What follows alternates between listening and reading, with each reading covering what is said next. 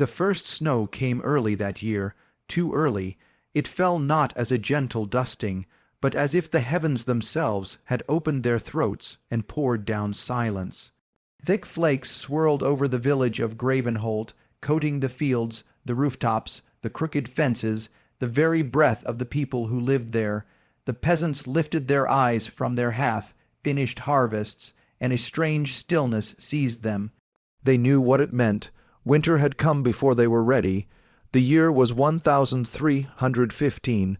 For weeks before, the air had tasted sharp, metallic, like knives hidden in the wind.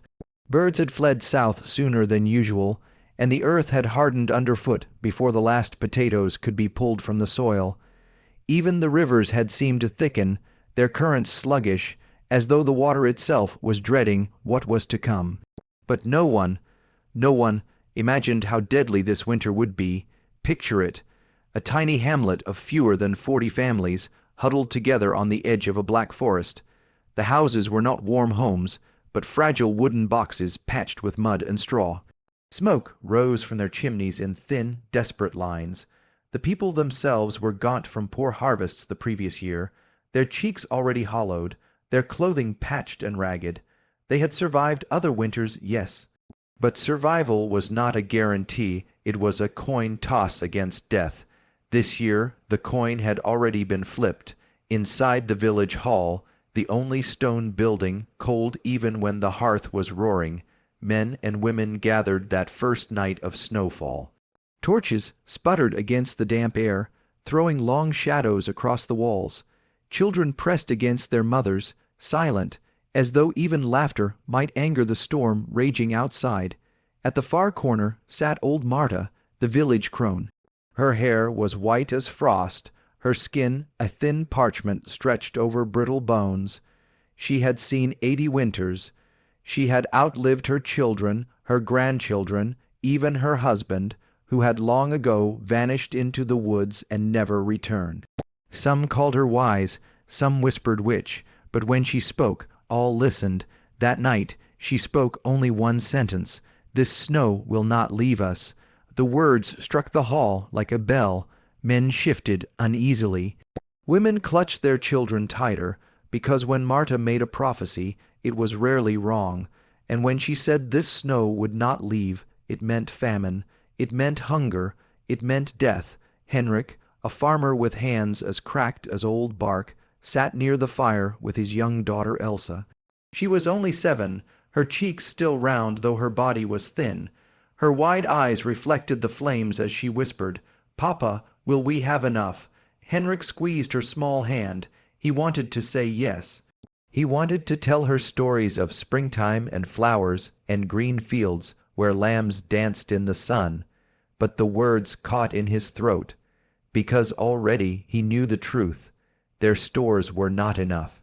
The harvest had failed, the root cellar was half empty, the salted pork hung thinner than it should. Instead, he lied, "I'll keep you safe. Even if the snow swallows the world, I'll keep you safe."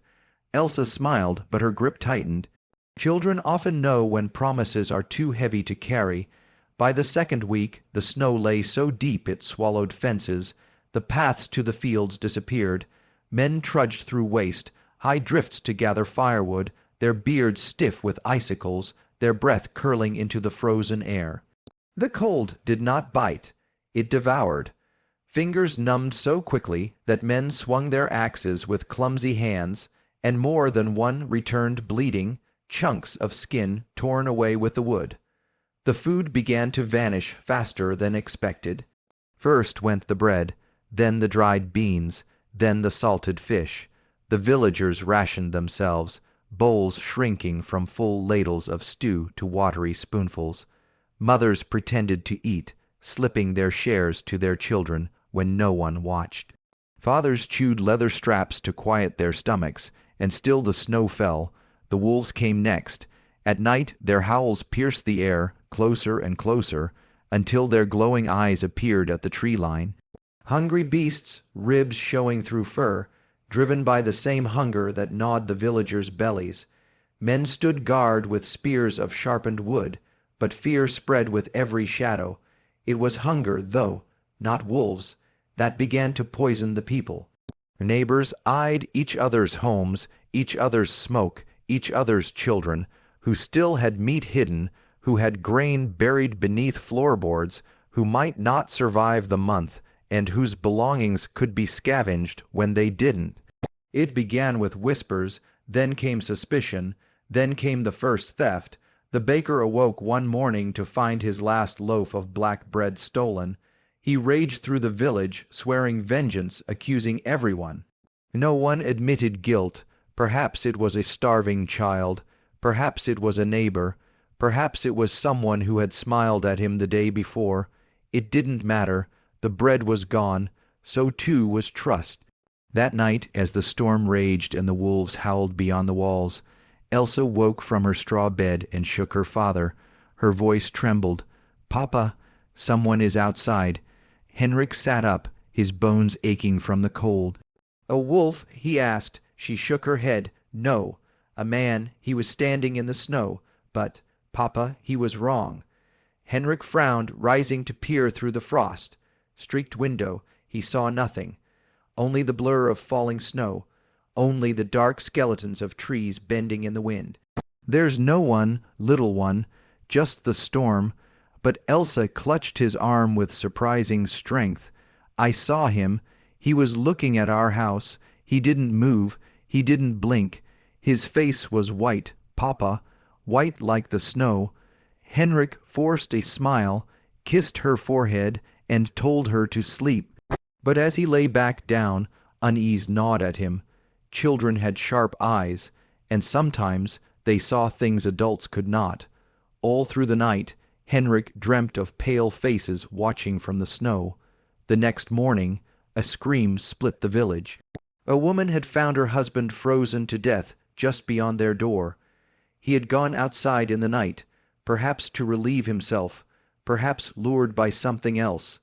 His body was stiff, his eyes wide, his mouth open as if he had been trying to speak when the frost claimed him. Old Marta shuffled forward through the crowd of onlookers, her voice cracking like dry twigs. The storm takes what it wants. But Elsa whispered only one thing to her father as she clutched his cloak. "It was the man, the one I saw." Henrik's blood ran colder than the wind. The villagers buried the frozen man in the snow, their shovels clanging uselessly against the hard ground. No earth could be broken. It was solid stone under the frost. So they built a mound of snow over his body, marking it with a wooden cross.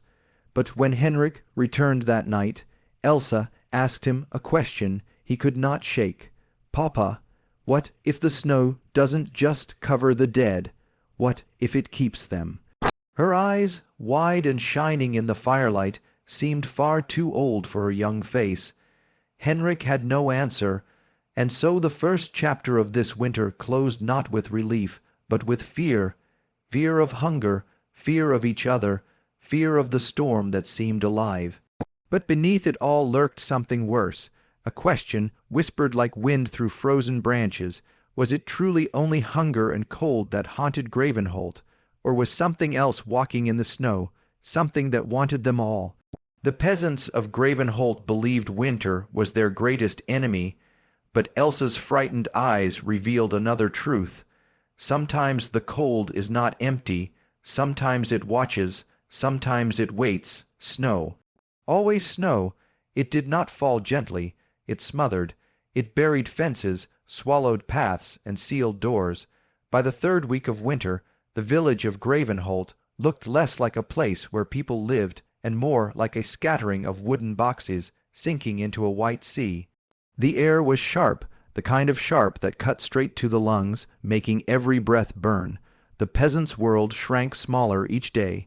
Their world became walls and a fire pit, thin bowls of soup, and the endless gnawing in their bellies.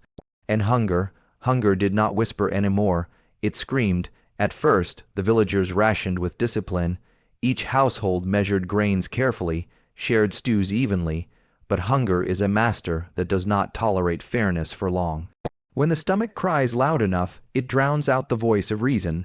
By the end of the first month, the change was visible. Faces hollowed, cheeks sharpened into cliffs.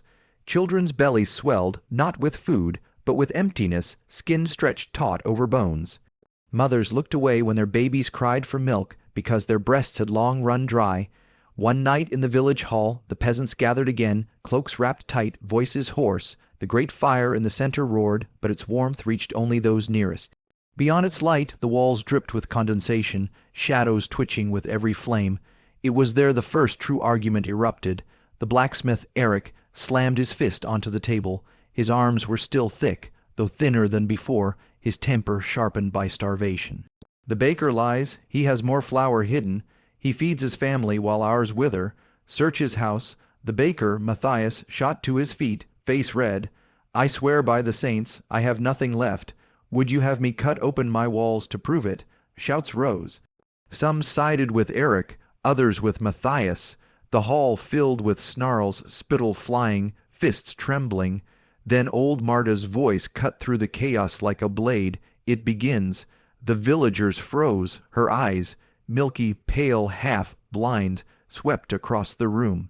This is how winter kills, not by cold, not by wolves, but by turning neighbor against neighbor.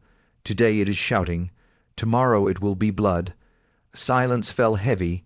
No one argued with Marta, not because they all believed her, but because they feared she was right. That night Henrik sat by the small fire in his hut, watching Elsa sleep. She was thin now, frighteningly thin. Her hair, once golden, lay dull and tangled across her pillow of straw. He had given her half his portion of stew, pretending he was too tired to eat. He lied well, but she was not fooled. She stirred in her sleep, muttering words that chilled him. The man in the snow, he's closer. Henrik stiffened. He turned toward the window. Outside, the storm howled. Nothing moved, nothing but white, but unease gnawed at him like hunger. The next day brought discovery. A family, the Millers, were found to have hidden dried fish beneath their floorboards. Not much, enough for 2, perhaps 3 meals. But when word spread, fury erupted. A mob gathered before the miller's hut, voices raw with rage. Thieves, one shouted. Traitors, cried another. They would let us starve while they feast. The millers protested. It was for our children, the mother sobbed, holding her trembling son to her chest. But hunger has no mercy. The crowd surged. They tore the fish from the hiding place, ripped it apart with their bare hands, devoured it raw, scales and bones crunching between teeth. The millers wept as their secret, and their hope, was consumed in front of them. Henrik watched from the edge of the crowd, Elsa's small hand gripping his. Her eyes were wide, horrified. She whispered, "Papa, they're turning into wolves." And she was right. From that day, trust rotted completely. No one believed their neighbors. Every smile masked suspicion. Every door was double, bolted at night, not against the wolves outside, but against the people inside the village. Food became currency. A scrap of bread could buy loyalty. A bone could spark betrayal. Henrik carved thin sticks from firewood, shaping them into spears, though he prayed he would never use them. He kept Elsa close, never letting her stray. He felt the eyes of others on her, calculating eyes. A child was another mouth to feed, but also a weakness, a pressure point. At night, Elsa spoke again of the figure. He comes closer each time, Papa. I saw his face. Henrik swallowed hard. What did you see? Her voice dropped to a whisper, no eyes, just hollows, and his mouth was open like he was hungry too. Henrik shivered. He told her it was only a dream, a shadow, a trick of the snow. But deep inside, he wondered if Marta had been right about more than just hunger. Then the unthinkable happened. A child vanished. Little Tomas, son of a weaver, was last seen near the edge of the forest. His mother's screams tore through the village when she discovered his tracks disappearing into the snow. Men searched, torches in hand, calling his name. Hours passed. No answer. Finally, they found him, or what remained. At the base of the trees lay Tomas, stiff and pale, snow crusted over his small body. His eyes were wide, staring at nothing, but what made the villagers' blood run cold was his mouth. It was frozen open. Wide, impossibly wide, as though something had forced it, the weaver fell to her knees, wailing, Men crossed themselves, whispering prayers. Old Marta, when she arrived, only shook her head. It is not only hunger that walks with us. That night no one slept. The hall was filled with whispers, fear spreading like fire. Some said wolves had killed the boy, others said he wandered too far and froze, but a few those who saw his face believed something else. Henrik held Elsa close, heart pounding. She whispered in his ear, "I told you, Papa, he takes children first." Henrik nearly broke then, nearly screamed, nearly raged against the snow itself. Instead, he tightened his hold. He would not let her be next. The hunger deepened, men grew violent, women grew desperate, fights broke out in the street, over scraps, over firewood, over nothing at all. One man killed another for a sack of barley that turned out to be empty. Blood stained the snow, steaming as it melted the white crust, and yet the snow kept falling.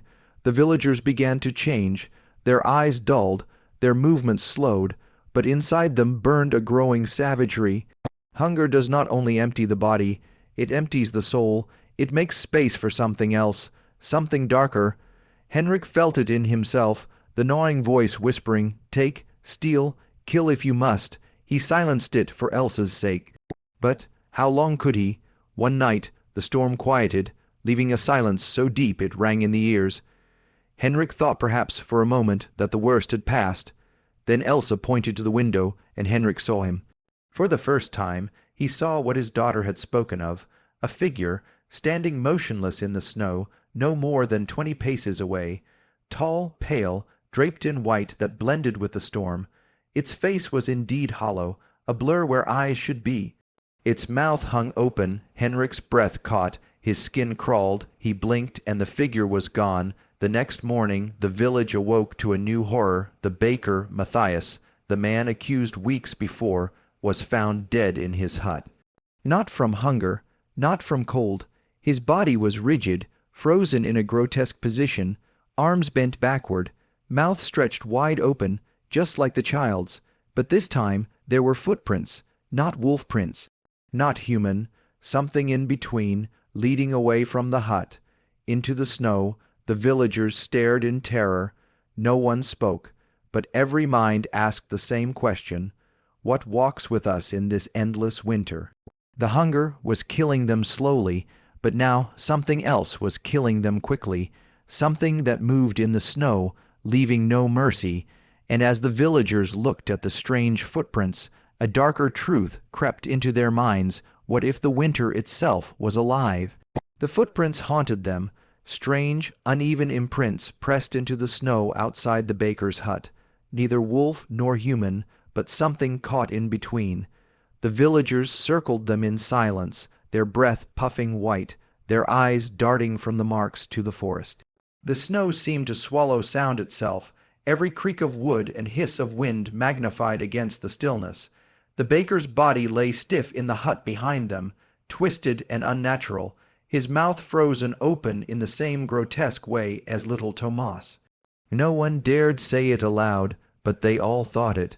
Whatever had taken the boy had come back. Wolves, muttered Eric the blacksmith, his voice gruff but unsure. He pointed at the tracks. It must be wolves, but even he didn't sound convinced. Old Marta, hunched and shivering beneath her shawl, leaned on her stick and shook her head. Her milky eyes stared at the prince as if they whispered secrets only she could hear. Not wolves. Wolves take the flesh. Wolves leave teeth marks. These do not feed on meat. Her words fell heavy, settling into the villagers' bones like frost. That night Henrik barred the door of his hut with timber, his hands shaking as he pressed Elsa close. She had stopped asking questions. She only listened now. Why? Died, her breath shallow, her small body trembling in his arms. The fire sputtered, the last of their wood smoldering low. Shadows flickered across the walls, stretching like claws. Outside the storm howled, rattling the shutters, and then, cutting through the wind, came another sound, a howl, long draw, nout guttural, the sound of wolves, but not just one, a chorus. Henrik's heart pounded. He rose, spear in hand, stepping toward the door. Elsa whimpered, clutching at his tunic. "Stay," he whispered. The howls drew closer, circling the village. The air itself seemed to vibrate with the sound. Dozens of voices, hungry, desperate, waiting. And then came scratching, against the door, against the walls, nails, claws. He could not tell. Elsa buried her face in his chest, her muffled sobs shaking her small body. The scratching grew louder. Snarling followed, teeth snapping inches from the thin wood of the door. The wolves had come. All across Gravenholt, chaos erupted. Men shouted, grabbing spears and axes. Women screamed, pulling children under blankets. Wolves prowled between huts, their glowing eyes cutting through the snow like green fire. Shadows darted across windows as the beasts leapt and lunged, searching for weakness. A crash shattered the night. One of the huts gave way. Its door splintered beneath a wolf's weight. Screams filled the air as the animals poured inside. Blood sprayed onto the snow, steaming as it hit the frozen ground. Henrik clutched his spear, every muscle trembling. He thought of running, of fighting, of breaking, but all he could do was press his body against the door and pray the wood would hold. For hours the village was besieged. Wolves howled, doors splintered, people shrieked. But slowly, as dawn approached, the sounds faded. The beasts retreated into the forest, leaving silence behind. When Henrik finally dared to open the door, the sight outside froze his blood. The snow was red. Bodies lay broken in the streets, limbs twisted, faces mangled. Blood trailed into the forest, shrieks where wolves had dragged their prey away. And yet, amid the carnage, there were strange details. Some of the dead bore no bite marks, no torn flesh, only the same wide, frozen mouths as the baker and the boy. Something else had hunted in the night. The survivors gathered in the hall.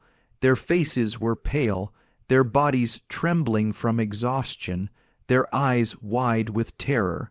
"We cannot last," muttered one man. "The wolves will come again. They will not stop." "And if it is not wolves?" asked another, voice shaking. "What of the others, the ones taken by it?" Marta lifted her head, her voice low and sharp. "The storm walks with hunger, not only the hunger of beasts, the hunger of the forgotten, those who froze in winters past, those left in the snow. They are not gone, they linger, they remember." The villagers stared at her, horrified. "You mean," one woman stammered, "the dead walk." Marta's silence was answer enough. The next days blurred into terror. The wolves returned each night, circling, testing, waiting. The villagers sharpened spears, set traps, burned what little wood remained. Every hour, without sleep, gnawed at their sanity. Hunger deepened its hold. Food was almost gone. Stews became broth. Broth became water.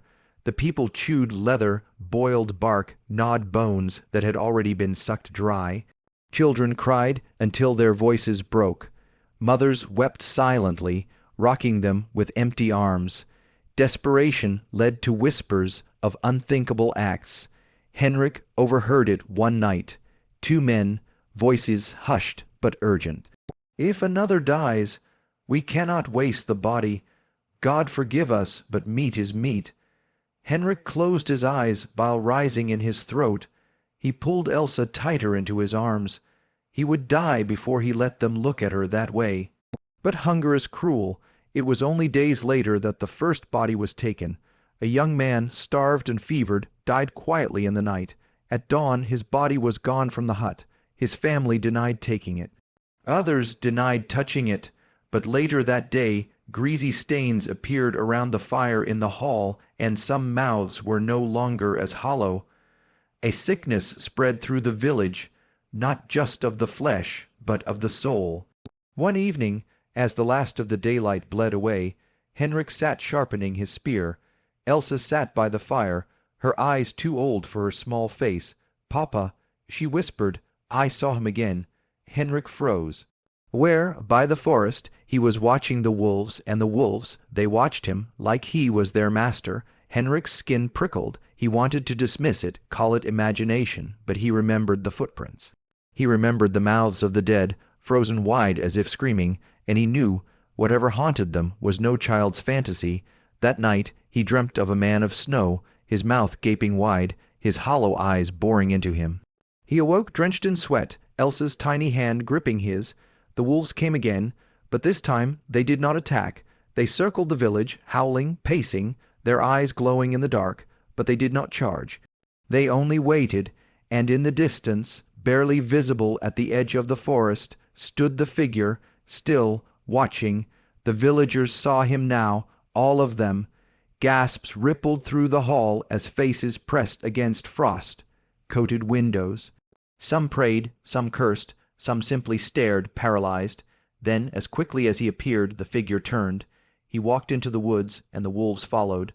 The silence that followed was worse than the howling. The next day, a discovery sent fresh panic through the village. One of the traps set for wolves had caught something, but it was not a wolf. In the iron jaws lay a severed human hand, pale and stiff, the skin stretched thin over bone. The villagers recoiled in horror, some crossing themselves, some gagging. But what froze Henrik's heart was not the hand itself. It was the direction of the tracks. They led not from the forest, but from within the village. The peasants huddled in terror. Whispers turned into accusations. Who had brought this curse upon them? Who had angered God? Who had made a pact with the storm? Suspicion burned like fire, and soon the crowd turned. Eyes landed on Marta. The old woman, bent and brittle, seemed to shrink under their stares. It is her. Eric growled. Her words bring death. She speaks to spirits. She called this upon us. The mob surged. Hands grabbed torches, fists clenched. Marta was dragged toward the hall's fire pit, her shawl torn from her shoulders. She did not scream. She only whispered, voice raspy as wind through dead branches, "Fools, you think to burn me. You cannot burn what the storm already owns." Before the torch touched her, before the crowd could finish their act, a howl split the night. So loud, so close, it silenced everything. The wolves were back, and this time they were not alone. Figures moved in the snow behind them, human shapes, staggering, stiff, pale, the frozen dead. The villagers stood frozen, torches raised, as wolves prowled at their doors, and the hollow-eyed dead stumbled out of the storm. Their hunger was bad enough, but now they faced a truth far worse. The storm itself had come alive, and it wanted to claim them all. The village was quieter now, too quiet. The air itself felt suspicious, heavy, as though even the snowflakes knew they carried secrets. By now, every home in the village knew hunger. Every family counted their rations like sacred treasure. Mothers tore apart stale loaves and measured them with trembling fingers. Fathers went to bed empty to save scraps for their children. And every night someone's stomach roared in the silence like a starving beast. But hunger does more than hollow the belly it corrodes trust. And soon the villagers discovered that frost and wolves were not their only enemies. No, their neighbors were beginning to turn on each other. It began with something small. One morning, Alice awoke to find her wooden chest, where she had hidden 3 smoked fish, was open. Her heart stopped. The fish were gone. She screamed so loud that the snow on the rafters shook loose. Neighbors came running, but when she accused them, they all swore innocence. "Perhaps you miscounted," said Marta, her lips pressed thin. "Miscounted," Alice spat. "I have kept food since I was a girl. I know what was there." Her eyes darted, frantic, from face to face. Every pair of eyes avoided hers. No one admitted, no one confessed. But everyone knew the truth. Someone had stolen, and if food could be stolen, then none of them were safe. That night, in the flickering light of the hearth, Alice's voice echoed through the cottages. She muttered about thieves in their midst, curses on dishonest souls. Her suspicion spread like smoke through a dry thatch roof, and soon every villager slept with food tucked beneath their heads, clutching sacks of barley as if they were children. Even love could not escape the corrosion of hunger. Oswin, the village blacksmith, had been a sturdy, proud man, but hunger hollowed him, made his shoulders slump, his cheeks sag. One night his wife caught him creeping toward the larder.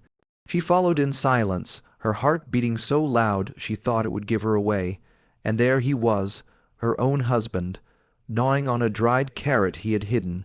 She gasped, and he spun around, his lips orange, his face smeared with shame. "Oswin," she whispered, "that was for the children. They need a father who can work." He hissed back, his voice trembling, half defensive, half despairing, "If I starve, who will chop wood, who will fetch water?" She wept, clutching her belly.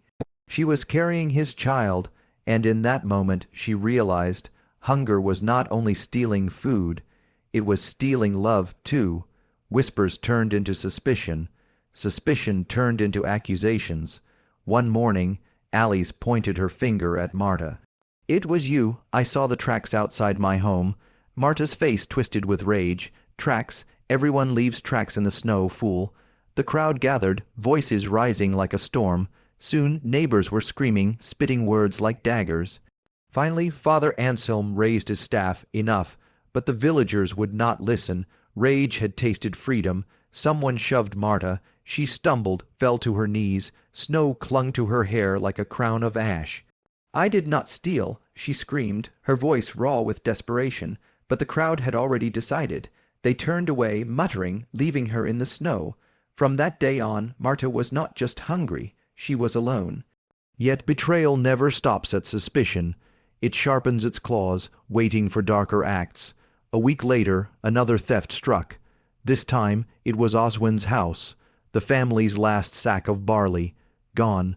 His wife's screams pierced the night as neighbors gathered. But this theft was different, for outside, in the snow, clear as candlelight, were footprints. They led straight to Marta's cottage.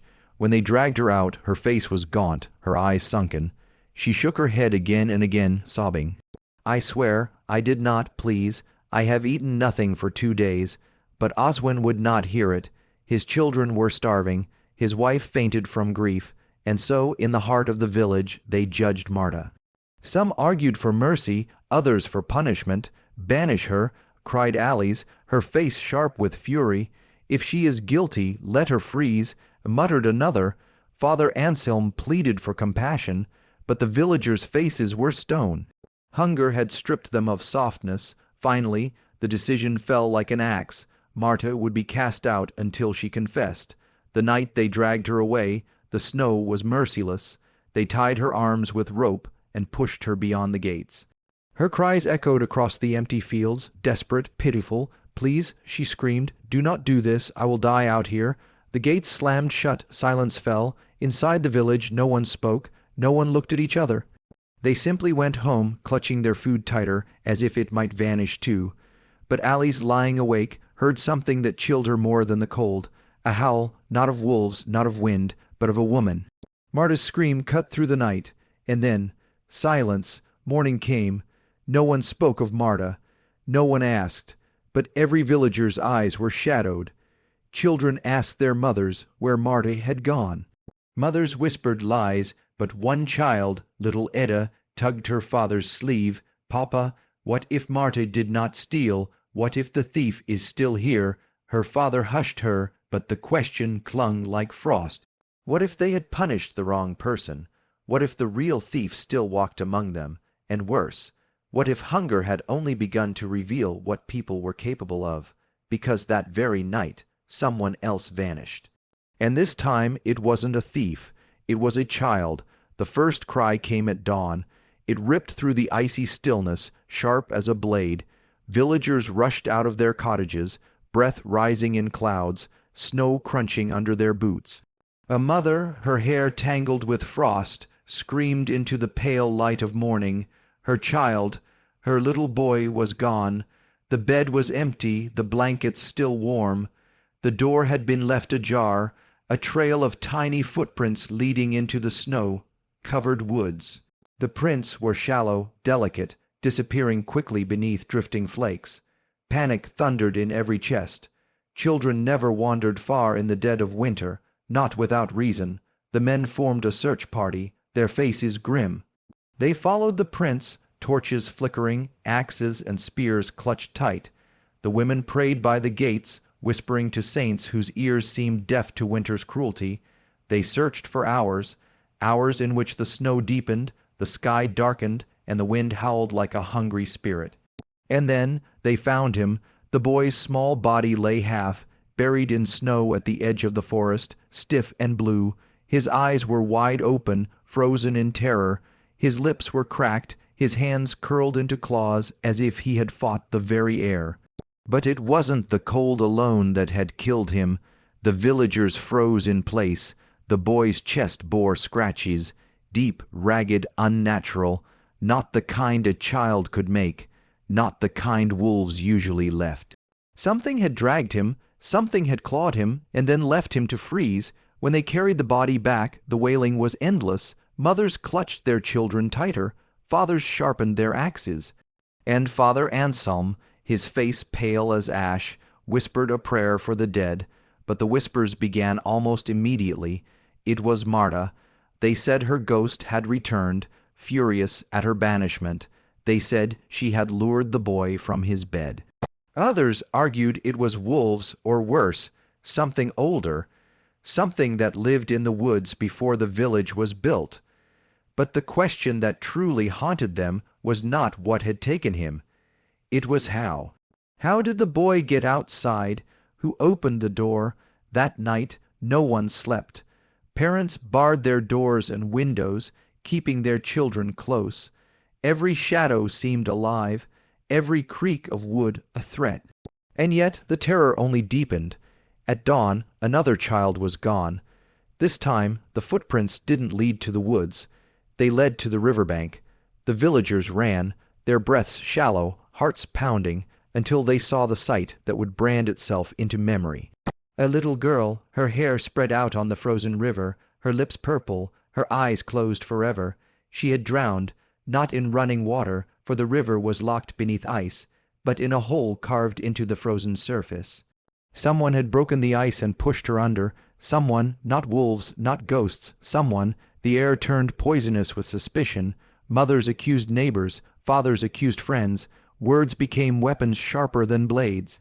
Alice, her voice sharp as iron, shouted in the square, "It is no spirit. One of us is murdering the children." Her words struck the villagers like arrows. Some nodded, their eyes darting from face to face. Others muttered, refusing to believe, but Oswin, the blacksmith, slammed his fist into the snow. "Then we will find the devil who does this, and when we do, they will wish they had frozen long before now." Father Anselm tried to calm them. "This is madness. We are starving, we are afraid. Do not let fear twist our minds against each other." But his words were drowned out by the roar of grief. Parents wanted vengeance, they wanted blood. That night they decided no one would sleep alone. Families crowded into the great hall, the only place large enough to hold them all. They dragged blankets, sacks of grain, even livestock inside, cramming the room with desperate warmth. Children huddled together, eyes wide and unblinking. Torches lined the walls, axes glimmered in firelight. Men stood guard at the doors, watching, waiting, and still, fear crept in. At midnight, the silence shattered. A scream, the villagers surged toward the corner of the hall. There, in the dim torchlight, they saw something that made their blood run colder than the snow outside. A man, Jorik, the miller, stood with his hands clamped around a boy's throat. The child kicked, gasped, his face turning purple. Men tore Jorik away, hurling him to the ground. The boy coughed, weeping, as his mother pulled him into her arms. The villagers stared at Jorik in disbelief. His eyes were wild, rolling like a beast's. His lips foamed, his breath came in gasps. Food. He croaked, clawing at the air. "They waste food. The children, they eat while we starve." He lunged again, snarling like an animal, but Oswin's fist crashed into his face, breaking his teeth. Blood sprayed across the hall. The crowd roared for justice. "Kill him." Someone shouted, "Burn him," screamed another, but Father Anselm stood between Jorik and the mob, his staff raised. "He is sick with hunger. Can you not see? This is what famine does to a man. It rots the mind. Then let him starve outside." Alice spat. The mob surged again. Jorik wept, his face twisted with madness. "The children eat. The children must not eat." The words chilled them more than the cold ever could. They dragged him to the gates. He fought, screaming, but his strength was nothing against the arms of men. They threw him into the snow, half naked, bleeding. His screams echoed into the night, but no one listened. The gates closed. Inside, silence. Children wept. Mothers held them closer. Fathers sat in grim silence, sharpening blades that could not protect them from madness. No one slept. At dawn, when the gates were opened, Jurek was found, frozen solid, his eyes wide, his mouth open in an eternal scream. But that wasn't what made the villagers shudder. It was what lay in the snow beside him, half buried in the frost, clutched in his frozen hand, was something unmistakable.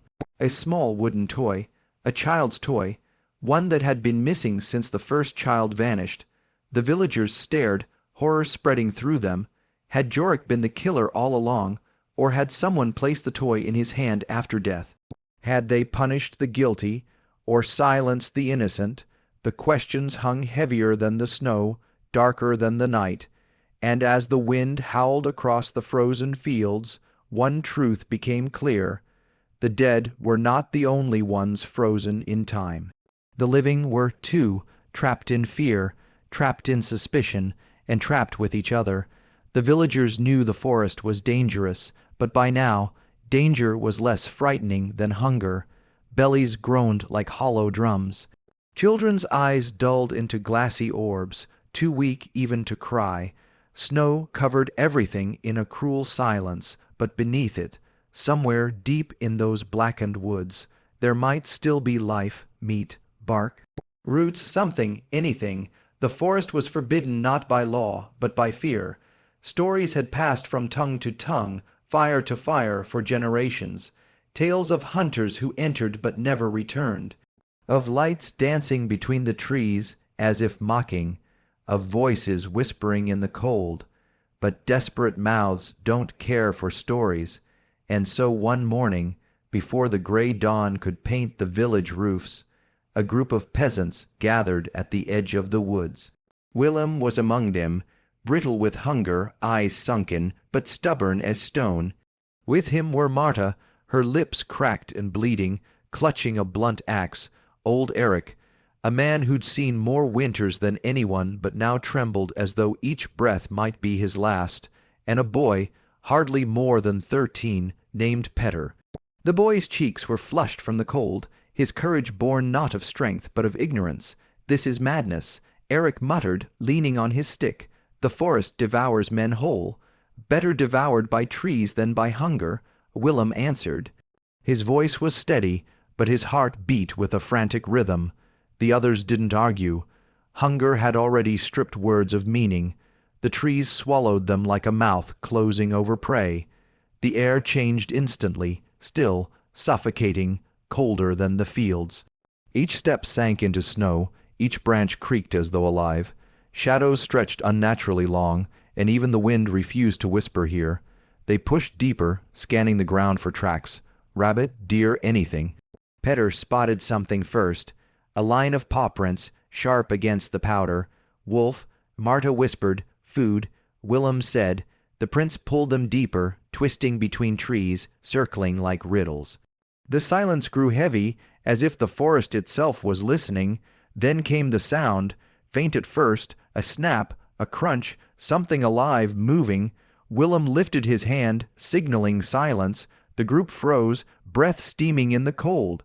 There, between two trees, a shape stirred, brown fur, broad shoulders, a deer. For a heartbeat, hope surged. Marta raised her axe. Willem lifted his crude spear. The boy clenched his fists, as though courage alone could kill. But before they could move, another shadow flashed from the trees. A wolf, gaunt and wild, leaped onto the deer's flank. The forest erupted in violence, gnarls, thrashing limbs, blood steaming in the snow. The peasants watched frozen. It was too dangerous, but hunger clawed louder than fear. Willem gripped his spear, teeth clenched now, while it's distracted. They charged. The scene was chaos. Wolves lunging, the deer screaming, blood spraying like paint across white. Willem thrust his spear into the nearest wolf. It howled, twisting in pain, before snapping at him with slavering jaws. Marta swung her axe, missing once, then catching the beast across the skull. Bone cracked. Petter stumbled back, eyes wide, as another wolf snapped at his leg. The boy shrieked, scrambling, but Eric swung his stick, beating it back. The deer collapsed in the snow, eyes glassy, ribs torn. The wolves, blood, mad, turned from prey to intruders. One lunged for Marta, another circled Petter. Willem fought like a man possessed, his spear slick with fur and blood. He felt hot breath against his face, smelled the rank stink of the beasts, heard their growls like thunder in his chest. Finally, the last wolf retreated, limping into the shadows, leaving the ground painted red. The peasants stood panting, shaking, alive. Before them lay the deer, meat, food enough for days, perhaps weeks, if they could carry it back. But something in the trees stirred again, not wolves, not deer, something else. A sound carried through the woods, low, almost human, a moan. Petter clutched Willem's sleeve. Did you hear that? Everyone froze. The sound came again, drifting between the trees, not animal, not wind, something in between. Eric's voice trembled. We shouldn't stay. But Willem's eyes hardened. The deer was life. Without it, children would die before the week ended. Help me carry it, he ordered. Marta hesitated, glancing into the trees. What if the stories are true? Then we'll find out, Willem said, though dread crept into his voice. They bound the deer's legs with rope, dragging its weight through the snow. Every pull was agony, every step slower than the last, and always, behind them, came that sound, moaning, closer. The forest thickened, shadows twisting, branches seemed to reach for them, snow fell heavier, blinding. The moan grew into words, half-formed, broken, like voices through water. Stay, stay. The boy whimpered, it's following us. Willem refused to look back. If he did, he feared he might see something that should not be seen. But Eric couldn't help himself. He turned, and his scream split the silence. They all turned then, and saw a figure, tall, thin, draped in rags of frost. Its face was pale as bone, eyes sunk in pits that glowed faintly with blue fire. Its lips moved without sound, but the forest itself seemed to speak its words. Leave the forest. The deer dropped into the snow as hands slipped from ropes. No one dared breathe. The figure tilted its head, watching them with a hunger that was not human. Then, in an instant, it was gone. They fled, dragging the deer, stumbling, tripping, screaming in silence. Snow swallowed their tracks as fast as they made them. The trees blurred into endless gray. At last, the forest spat them out into the open fields. The village roofs appeared in the distance, like salvation. They collapsed, gasping, weeping, clutching the deer as though it were treasure. No one spoke of what they'd seen, not aloud, not yet, but in the quiet that followed, each of them felt it. The forest had marked them. Watch them, and it would not forget. That night, the villagers feasted for the first time in weeks. The smell of roasting meat filled the air, lifting spirits, bringing tears of relief. Children gnawed bones, mothers smiled weakly, men laughed too loudly. But in the corners where shadows pooled, Willem saw faces that weren't there. Flickers of frost, echoes of whispers.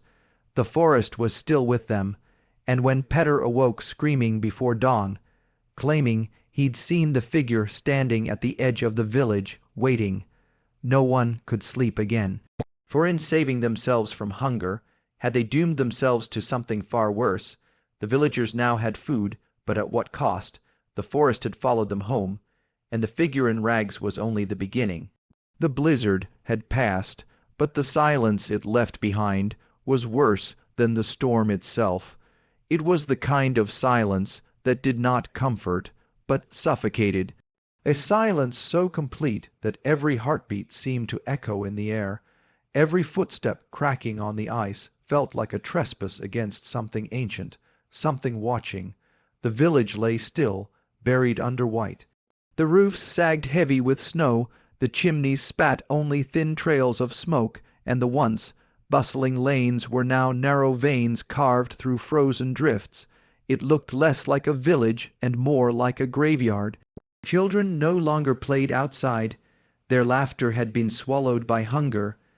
Men and women moved slowly, like shadows of their former selves, carrying buckets of frozen water or logs of damp firewood. Faces were hollow, eyes rimmed with despair, but it wasn't just the cold that gripped them now.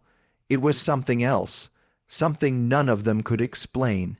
Because people had begun to whisper of shapes moving in the white, of figures glimpsed between trees when no one should be there, of voices calling faintly from the snow, voices of the dead. That evening, as the village gathered in the hall, Father Anselm spoke of faith and endurance. His words should have been a balm. Yet even as the candles flickered and smoke curled to the rafters, his voice seemed drowned by unease.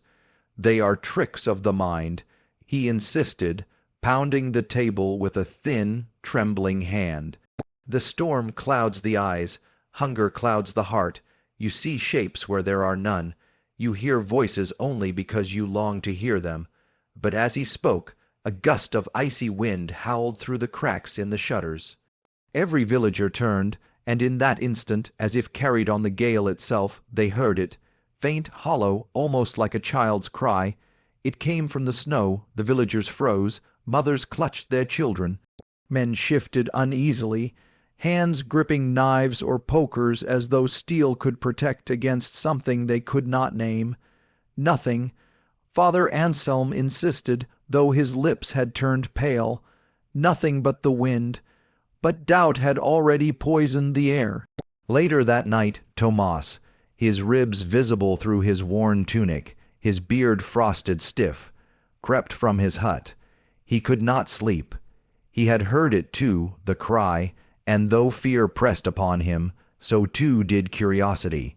He made his way toward the tree line, the moon casting a silver glow over the endless white.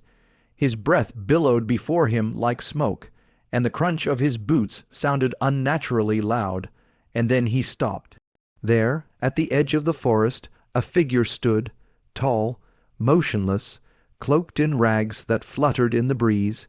Its face was hidden, its body too still, too silent. "Who's there?" Tomas rasped, his voice cracking.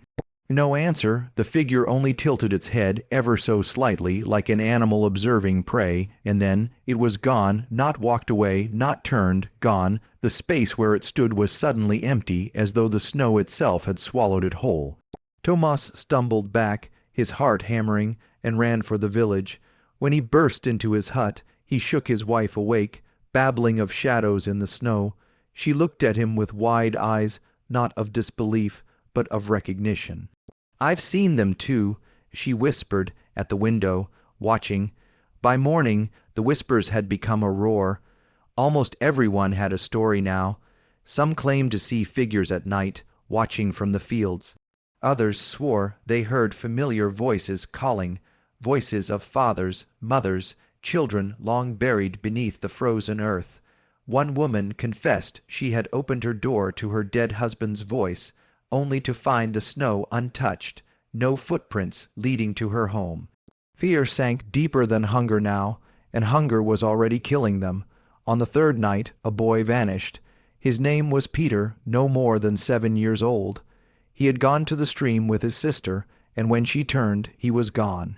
The village searched frantically, torches burning, dogs straining at their leashes, but all they found were tiny footprints leading into the forest, footprints that ended abruptly, as though the child had been lifted from the earth.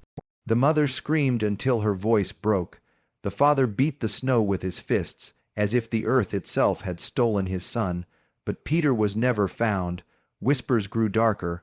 Some said the shadows were spirits of the dead, wandering in search of warmth and life. Others claimed they were demons, drawn to suffering.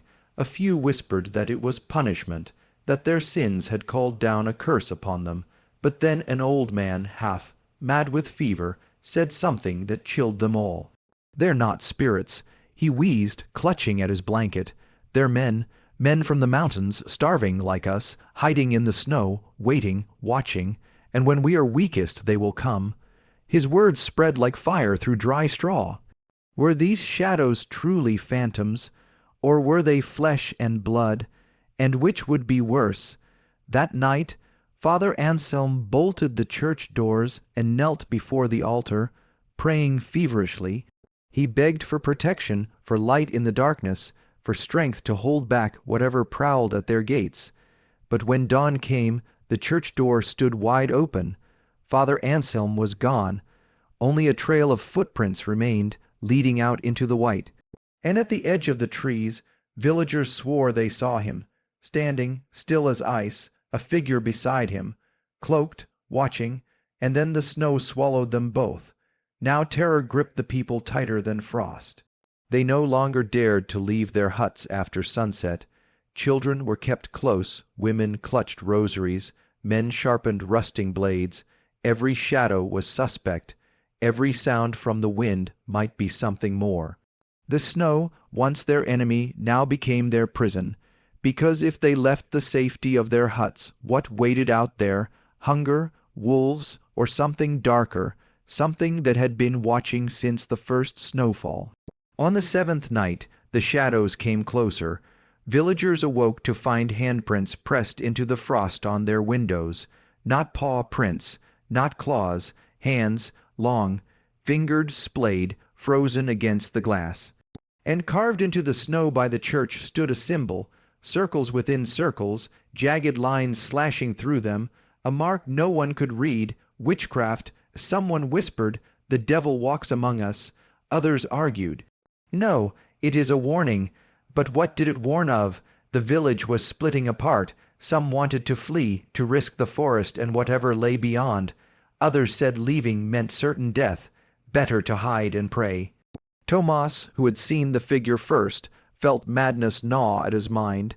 Every night he dreamed of it, standing there, waiting, patient as the grave, and in his dreams it spoke, not in words, in hunger, in silence, in cold, as though the snow itself had a voice. One evening, while gathering wood near the stream, Tomas's daughter screamed. He rushed to her, heart pounding, and found her staring at the ice. Beneath the frozen surface, pale hands pressed against the glassy sheet. Hands reaching upward, faces twisted in agony, the dead, dozens of them, frozen in the ice, as if trapped beneath their feet all along. When Tomas blinked, the vision was gone. Only clear ice remained. But the terror in his daughter's eyes told him she had seen it too. The villagers were unraveling. Some spoke of leaving sacrifices outside their doors, food, trinkets, anything, to appease the shadows. Others argued there was nothing out there at all, that madness and hunger had broken their minds. But the truth could not be denied. People were vanishing, first the boy, then the priest, then 2 hunters who dared the forest for deer. Their tracks led into the trees, and then stopped, no blood, no struggle, no sign of beasts, simply gone, swallowed by the snow. And so, as the winter deepened, the village waited for the next shadow to appear at the edge of the forest, waited for the next cry in the wind, waited for the snow to claim another of their own, because by now, every soul in that frozen village knew the truth. They were not alone.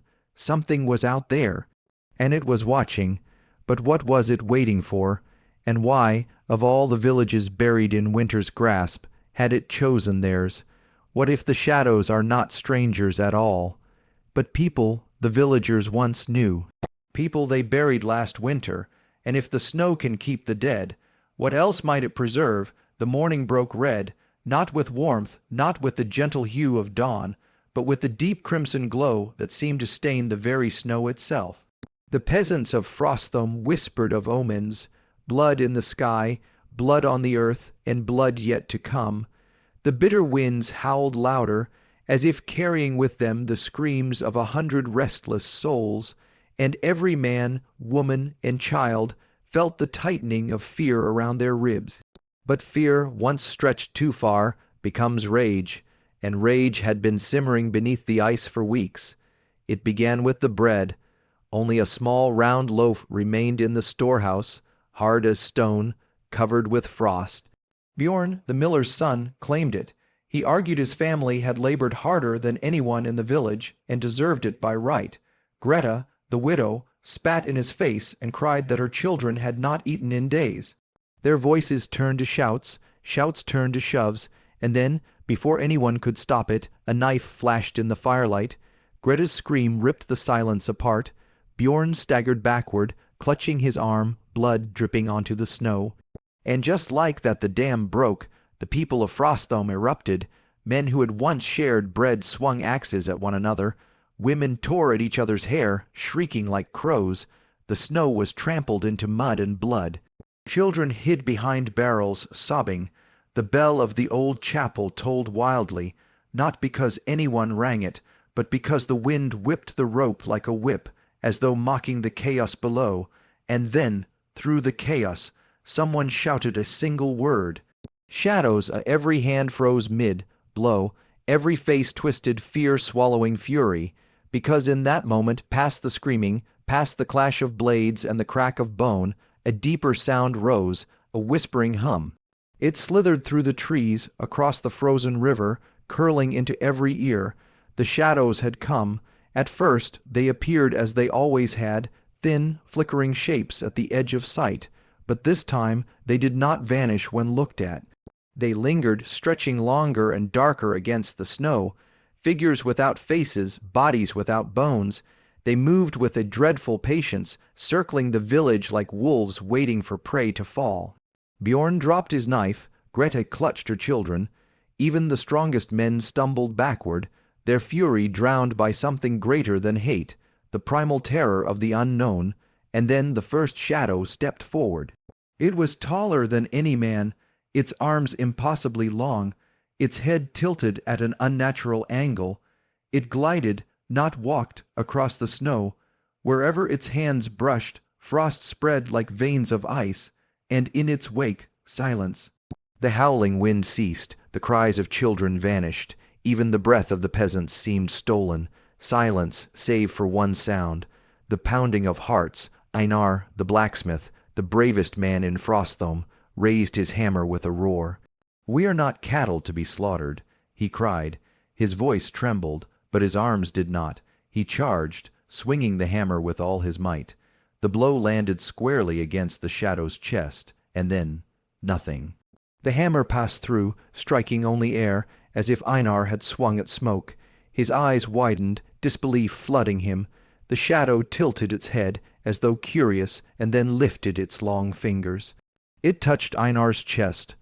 A sound like ice cracking on a river split the air. Einar gasped. His breath crystallized instantly, white mist pouring from his lips. His body stiffened, his skin paling, and in the blink of an eye, he was frozen solid. A man turned statue, locked in eternal scream. The villagers shrieked. Einar toppled, shattering into 1,000 glittering shards across the snow. Panic exploded. Some fled into their huts, slamming doors and barring windows.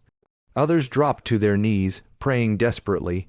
A few grabbed weapons, though their hands shook so violently they could barely grip them. But not all terror turns to weakness. For some, fear births madness. Bjorn, his arm still bleeding, screamed, "It's Greta. She brought this upon us with her curses." He pointed at the widow, his eyes wild. "She's a witch. She called them here." The villagers' fear twisted into rage once more. Several faces turned toward Greta, snarling with desperation. For them, it was easier to believe in betrayal than in faceless monsters. No, Greta sobbed, clutching her children. "Please, But the mob surged. They dragged her forward, ignoring her screams, ignoring the children clinging to her dress. Someone struck her across the face. Another spat. "Burn the witch." They cried, "Burn her, and maybe the shadows will leave us." Greta's eldest son, no more than 12, leapt at Bjorn, biting his arm. Bjorn roared, flinging the boy into the snow. The child lay still, a trickle of blood staining the frost. Greta screamed like an animal, raw and broken. But in their frenzy, the villagers heard nothing, not her, not the whispers of the shadows growing louder, not the sound of wood splintering as the chapel doors burst open, for from within the chapel, where they had once sought sanctuary, more shadows emerged. These were smaller than the first, but faster. They slithered across the snow, darting between legs, twisting up walls. One slid beneath the door of a hut, and moments later, the sound of shattering glass and shrieks spilled into the night. The peasants scattered. Some swung torches, trying desperately to hold the creatures back, and for a moment it worked. The shadows recoiled from flame, their forms wavered, shrinking in the firelight. "Hope sparked, fire," shouted one of the elders, holding up a burning brand. "Drive them back with fire." Torches were lit, hay was set ablaze, doors were ripped from hinges and turned into makeshift shields of flame.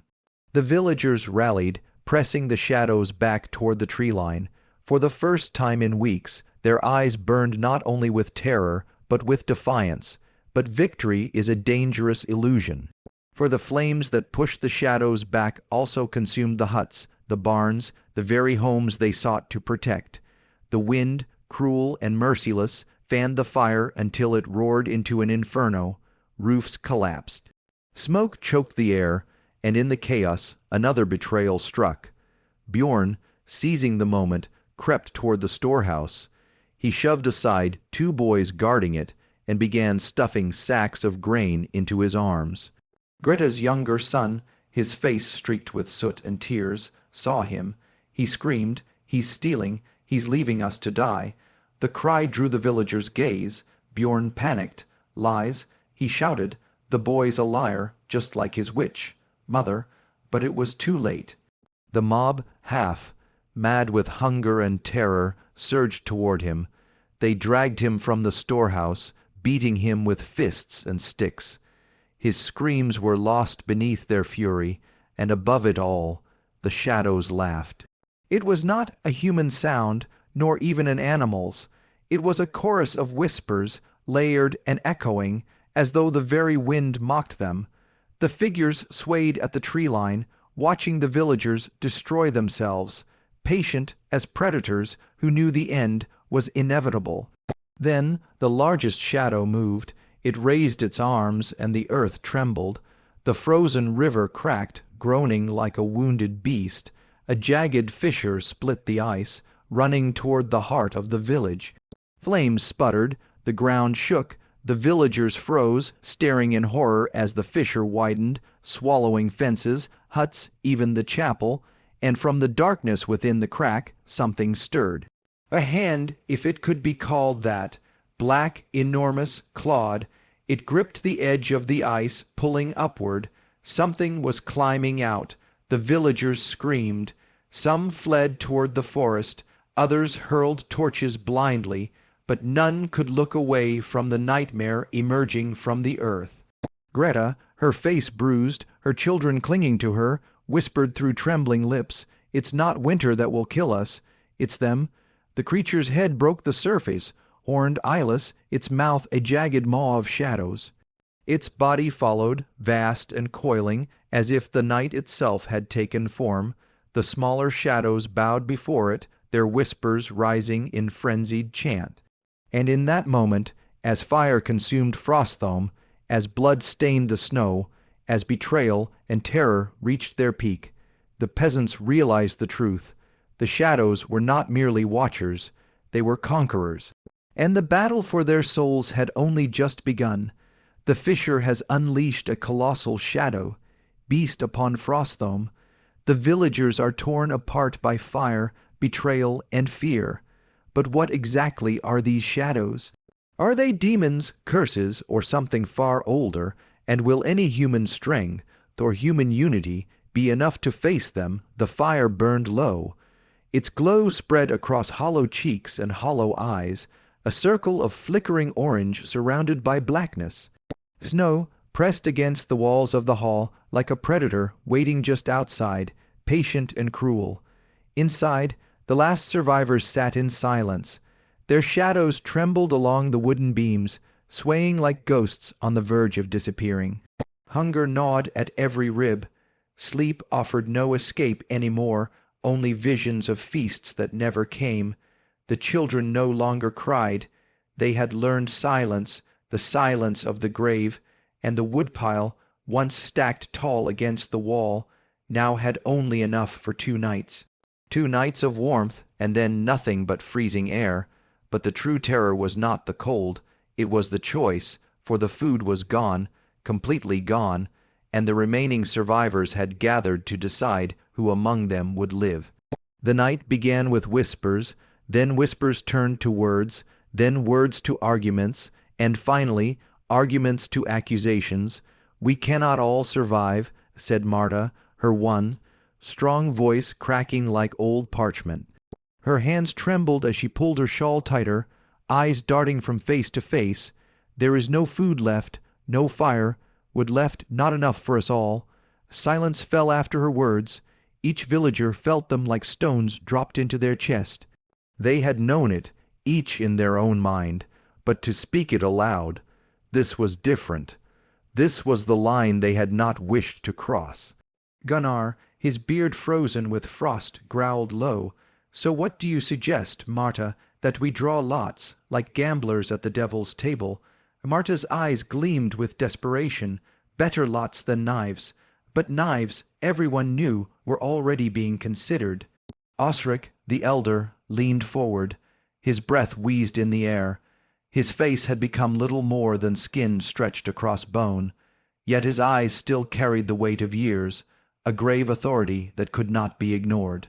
"If lots are drawn," he rasped, "then fate decides, and fate has always been the master of peasants.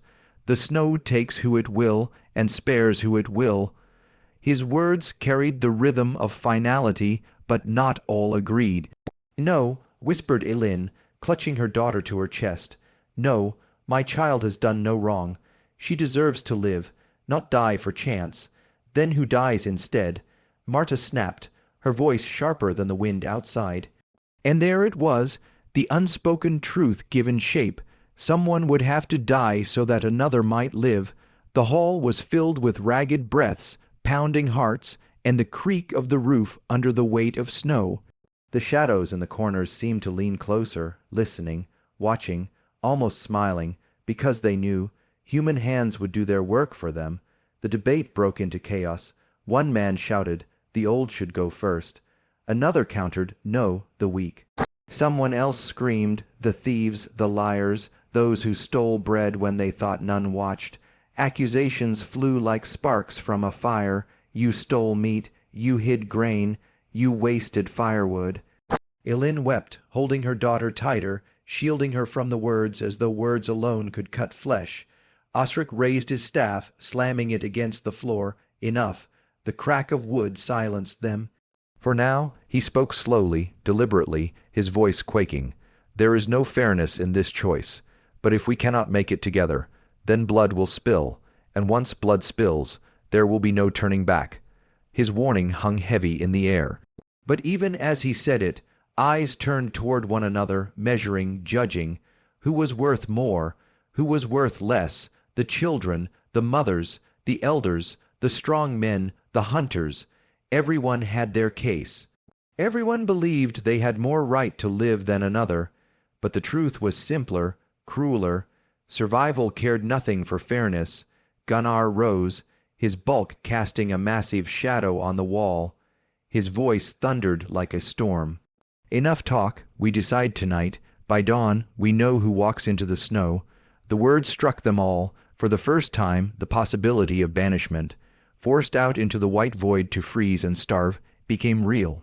Elin sobbed, "Please, not my child." Marta's face twisted. "And why not? Is your child more valuable than mine was? Mine is gone taken by the cold already." Her voice cracked into a scream. "If fate was cruel to me, it will be cruel to you too." Elin's eyes went wide with pain. For the first time, hatred sparked there, glowing beneath her tears, and the hall shivered with it.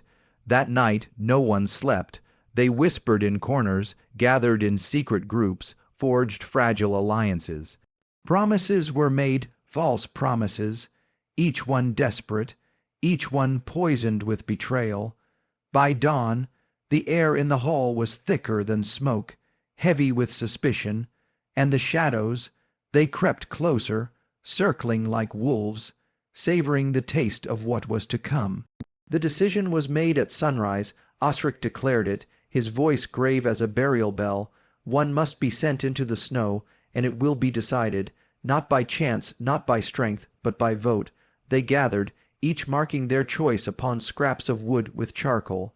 Hands shook as they wrote, hearts thundered as they hid their slips. When the votes were counted, the whole fell silent. It was not an elder, not a thief, not a stranger. It was Elin's daughter. The mother let out a sound so piercing, so raw, that even the wolves in the forest must have turned their heads. She clutched her girl, shaking her head, refusing to let go. No, not her, she is innocent. But the others avoided her gaze.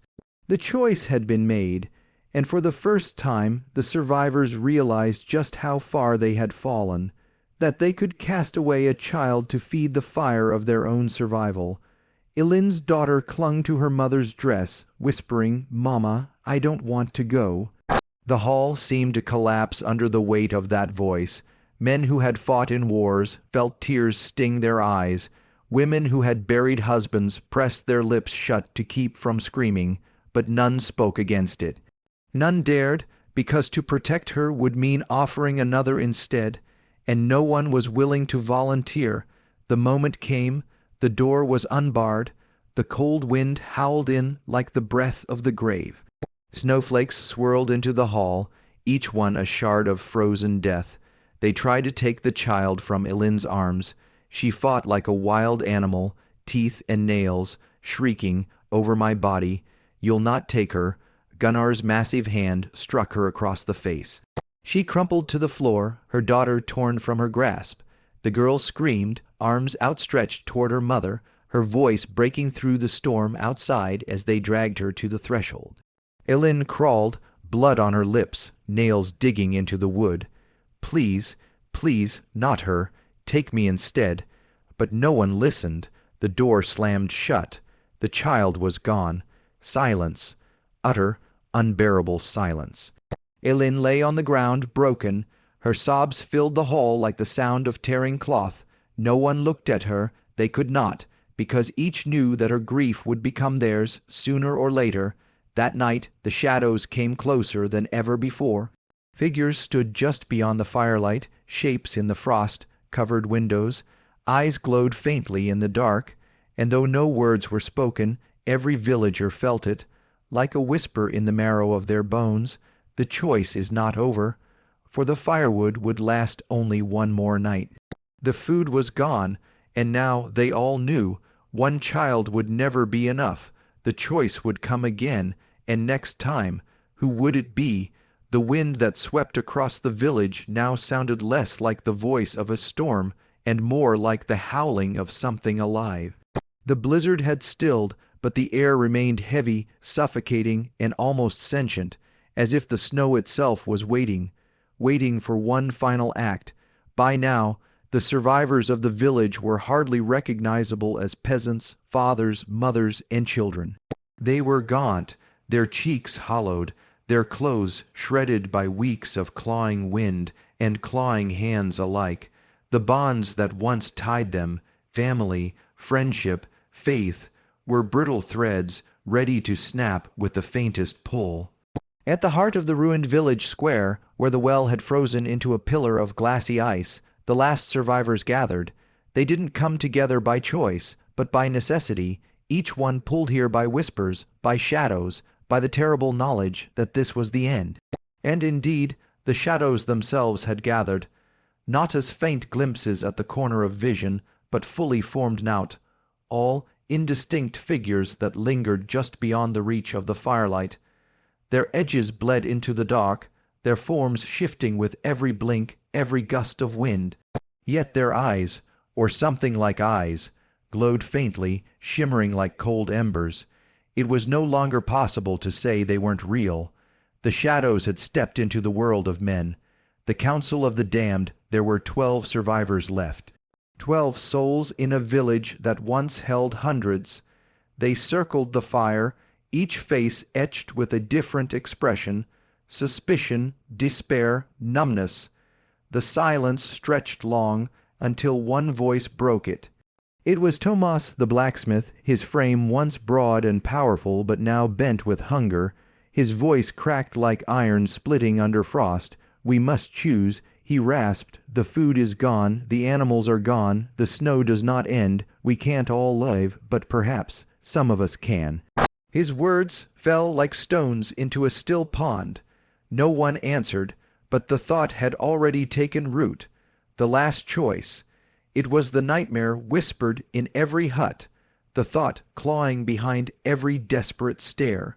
And now, voiced aloud, it grew teeth. The bargain Anya, whose child had died only 2 nights before, stepped forward. Her eyes were hollow, yet burning with something fierce. "I will not starve," she said, "and neither should the strong. If one must die so that others live, let it be done."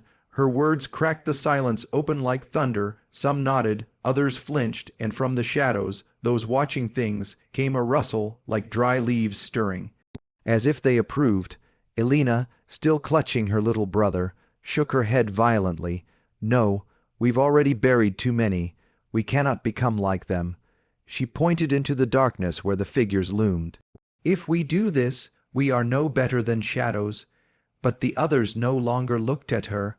They looked at one another, measuring strength, weighing flesh, silently deciding who might be worth more alive than dead. And the shadows leaned closer, as though savoring the taste of what was coming. Betrayal in the square, it began suddenly, brutally. Tomas lunged at old Marta, the healer who could no longer walk without leaning on her staff. His calloused hands closed around her frail arms, dragging her toward the fire as others scrambled back. "She's weak," he bellowed. "She cannot work, she cannot hunt. She should feed us, not starve us." Marta's scream split the night, high and desperate. Elena rushed forward to stop him, but another Mang, Gregor, the miller, held her back, his face twisted with fear. Anya shouted, "Do it, before we all die." The fire roared as Tomas shoved Marta closer, her writhing form outlined against the flames. The shadows stirred like a crowd at a spectacle, watching, waiting, and in that moment a terrifying realization struck Elena. The shadows didn't kill, they didn't need to, they only waited for the humans to do it themselves. A cry in the night stop. Elena's voice tore through the chaos. She flung herself between Marta and Tomas, her thin frame trembling but unyielding. "If you kill her, you kill what's left of us. Don't you see? That's what they want." But her words fell on ears deafened by desperation. Tomas shoved her aside. Marta screamed again, until the shadows moved. One of them broke from the circle, sliding closer, its form bending and twisting like smoke. Its presence froze Tomas mid-motion. His arm, raised to strike, began to tremble violently.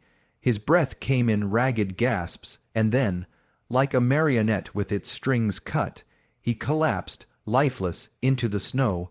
The shadow loomed over him, and for the first time the villagers saw what it left behind. Tomas's face was still, his eyes wide open, his skin pale as porcelain.